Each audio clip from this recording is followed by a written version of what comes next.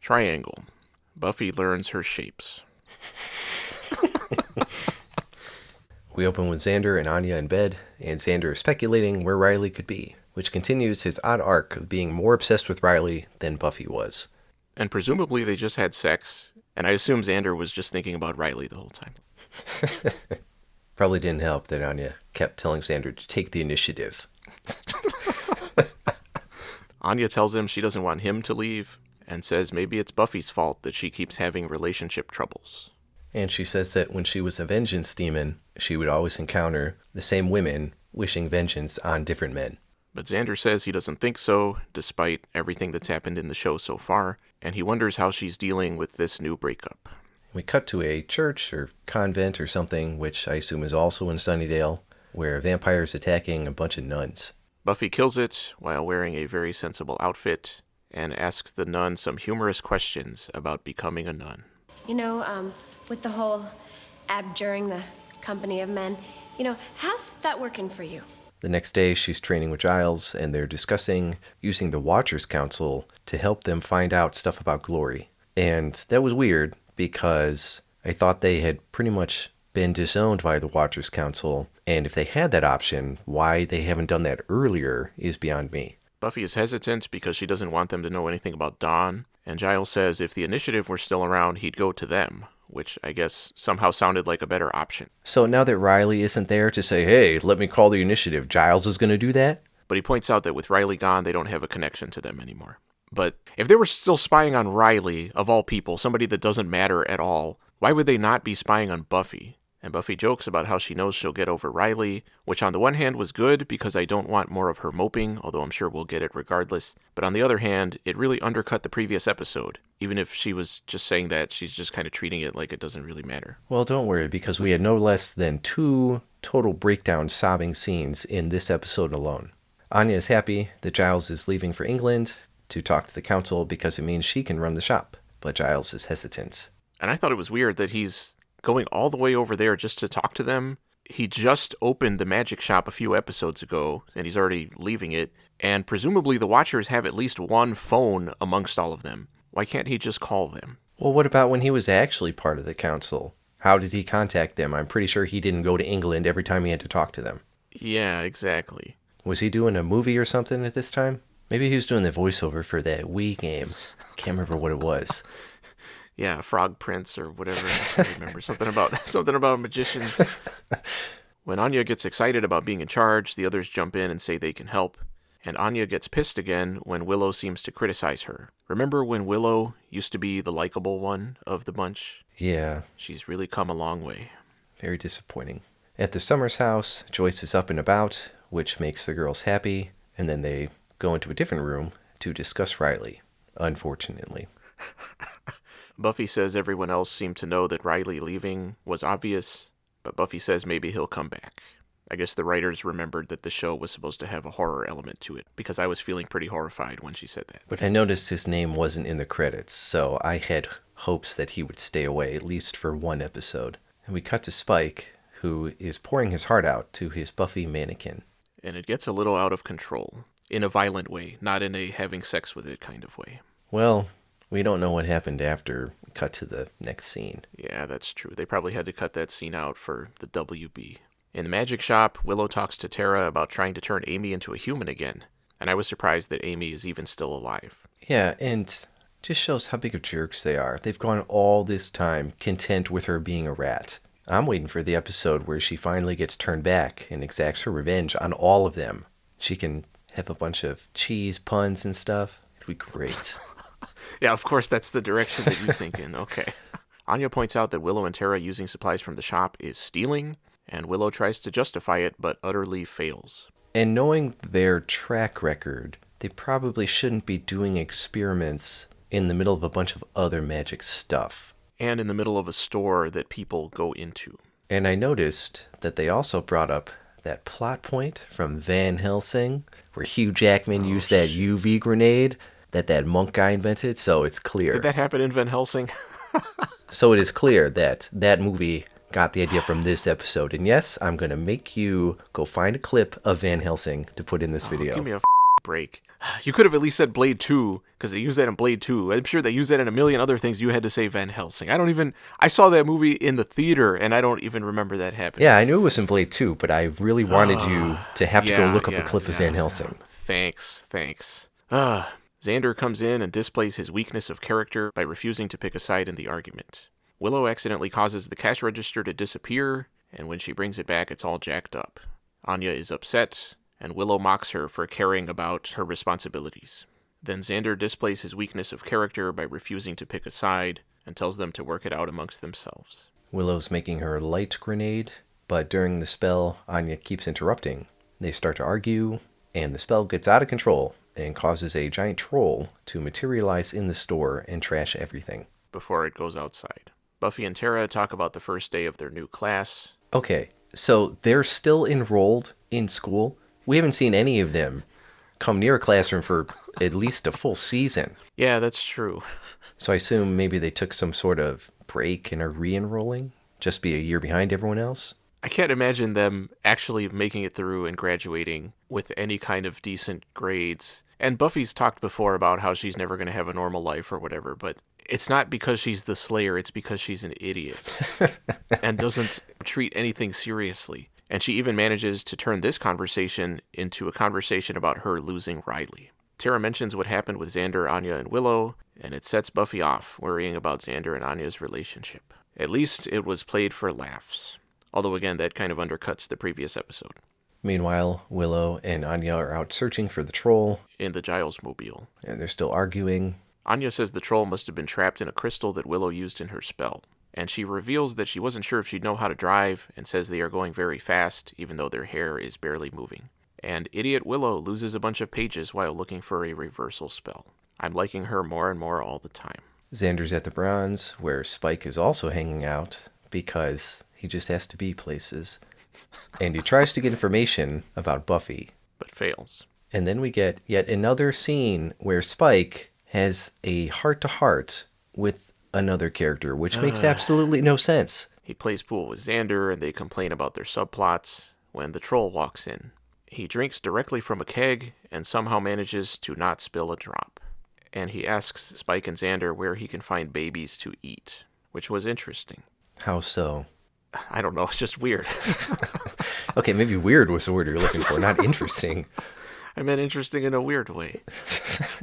Then Anya and Willow stumble in, and even though they were in the Giles mobile and also coming from the magic shop, Buffy and Tara stumble in right behind them when we saw them in the magic shop on foot.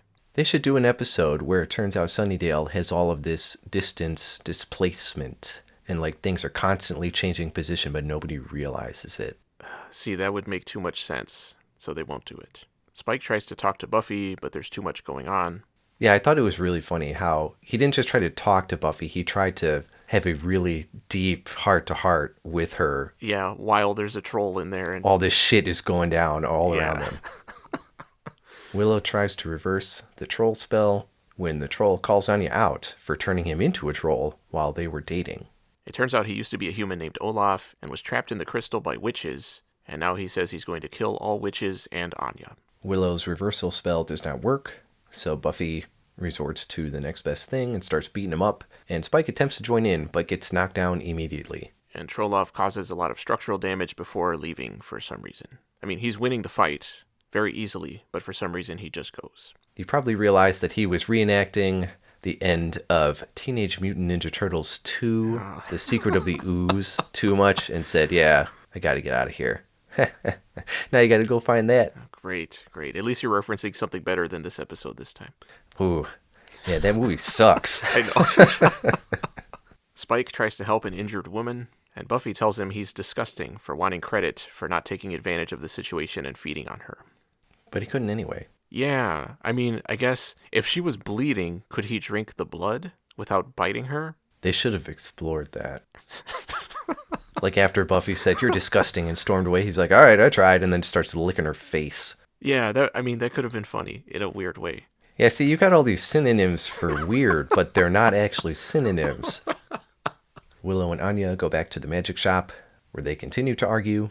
And when Anya says she's going to grab more of the supplies that Willow stole earlier, Willow gets upset and says Anya is being rude, because somehow that's worse than stealing. And Willow reveals she's concerned that Anya will hurt Xander, because that's what she does. And Anya fires back that Willow is the reason that Xander and Cordelia broke up back in whatever season that was, and she could do it again. And Willow is now the one that plays with magic, and that she was even offered the job of becoming a vengeance demon back in Something Blue. Trolloff busts in, followed by Xander, who gets the shit kicked out of him repeatedly. And he even takes a solid blow to the head from that hammer, but just kind of falls over. Yeah, I thought him getting back up over and over again must have been a typo in the script. Trolloff is impressed and says he will have Xander choose which of the women he will kill. And when Xander says no, he apparently breaks his wrist. We'll see if that carries through into the next episode, along with the door to the magic shop being busted down. Trolloff says he'll kill Xander instead, but then Buffy busts in and starts to beat him up again. Willow casts a spell to de-hammer him, and Trolloff asks Buffy why she's fighting for Anya and Xander when their relationship will clearly never last. And this finally drives Buffy over the edge to defeat him. Willow finally casts a spell to send him to the land of the trolls, but says there's no way to be sure where he actually went, which sounded about right for Willow's capabilities. And Buffy puts the hammer down on the counter, and there was a moment of humor that actually worked. And I got this nifty souvenir. Oops. She says things worked out at least, and starts crying over Xander and Anya. Later, Giles is back, and he's hanging out at the Summers house for some reason, where it's revealed that the Watchers Council didn't actually know anything and could not help. So this entire episode was pointless. The end. And of course, they all discuss out in the open how Dawn is the key. And Dawn, of course, is right on the other side of the wall, because they're all a bunch of complete idiots. Triangle. Overall? Well, the triangle has 3 sides, right? It's got a couple of dimensions going on, but this episode did not. Why was this episode called Triangle? Because of Xander, Anya, and Willow, I guess. I think you're right, and I think that's stupid. Yeah, don't put that in, though. People are going to be like, you guys are so dumb, you missed all the context of the show. How long are we going to keep doing this Spike loves Buffy thing? And now he can't even fight demons effectively? For a while, that was the only thing he was still able to do. It is so depressing how this character that was once the best part of the show has now become this completely ineffective, sniveling wimp. But I think you told me that Joss Whedon did not like the Spike character, right? I know he was originally supposed to die halfway through season 2, but he was so popular that they kind of made him keep him on. And I think Joss Whedon, as a person, was jealous of the attention that Spike as the fictional character was getting. Okay, so it's not surprising that he would let out his anger through the writing. That's true.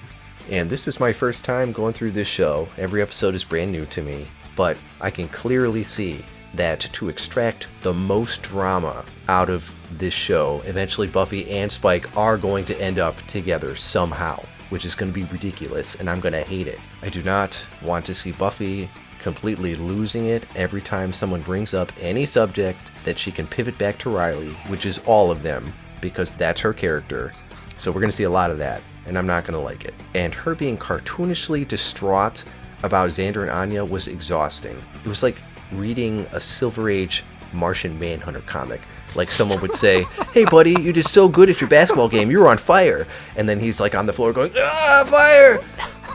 Of all the things you're going to reference, okay. That's not the first time you've referenced Martian Manhunter either. Hey, I just like good Marvel comics. What can I say? I'm just kidding. I know he's not Marvel. He's Top Cow. Are they even around still? I don't know. And you pointed this out, but I agree. Willow used to be such a good character. There were some points where she used to be the best character. And I don't know why all of a sudden the writers decided that Willow needed to be as unlikable as possible. And her beef with Anya ramped up way too fast, and seemingly just for this episode. I wonder if that's going to continue. I assume no, because this episode is over. And God forbid we have character arcs that make sense and go on for a long time. Can't have both of those things. And didn't Xander and Anya just have a little mini arc of we're fighting, but we resolved things and are now happy in the last episode? I thought so. Why rehash things that are already done? This episode didn't do anything for anybody, not even for Giles, who traveled across an ocean, came back and said, yeah, that was a waste of time. That's how I felt watching this episode. I originally gave it a C-, but after just talking about it, I feel like that's too high. I'm going to go down to a D+. I had also given it a C-, and you're making me think about a D+. I think I'm going to go ahead and stick with a C-. This felt mostly like a filler episode. It dealt with Buffy having lost Riley, but only in a very background way, and mostly for humor, which was weird. Joyce barely got any screen time. At least they acknowledged her surgery, but it feels like they completely forgot about that whole subplot already. It seemed like this was trying to be a Xander Anya episode, but then Willow kept getting in the way, so it ended up being kind of all over the place. I expected Giles leaving to lead to some humorous stuff with Anya, and I was looking forward to that, but it mostly just gave Willow an opportunity to further regress her character, which was disappointing. I really don't like her at this point, and I completely side with Anya in all of their arguments, but I don't think that's what the writers want us to do. And then Giles being back by the end of the episode, it ended up not mattering, making any kind of difference, and not just in the episode in terms of him leaving and then coming back with no info, but him being gone didn't add anything to the episode. The troll stuff was fine, but not as funny as it seemed like it was supposed to be, so by the end of the episode, the only thing that mattered was Dawn overhearing everyone talking about her. In a different show, I would say the destruction of the magic shop might also matter, but in here I doubt it. At least Riley didn't immediately come back, so that's a good thing. It's only a matter of time. But at this point, what we need is to get back to Glory and actually make some kind of progress on that storyline. Well, weren't you paying attention? We had a ton of progress here. We don't have any progress. And I'm still waiting for this season to get good. It feels like we're back in season 2, where everyone was talking it up so much, and then we got what we got. This season hasn't been as bad as that, but it has been disappointing so far. So now that Dawn has some inkling that she is different, I anticipate her running away and running right into Glory. That would unfortunately make sense in terms of what we've seen in the show before. How many seasons are left? 2 after this. Oh, man. And then I assume we're going to go into the comic book seasons, right? Oh. I mean... No, I don't want to do that. I remember season 8 being good, the comic season, but I also remember this season being good, and the previous couple seasons, so... You told me we should do this show. Oh no, you're gonna out me here in front of everyone. Yeah, in front of all 12 people watching this video. And you said, no, the show is good. And I said, okay. And you said, it's gotta go for a couple seasons. And I said, okay. And now we're halfway through season 5. Somebody in the comments, please take credit for my wrong decision. Thanks for watching.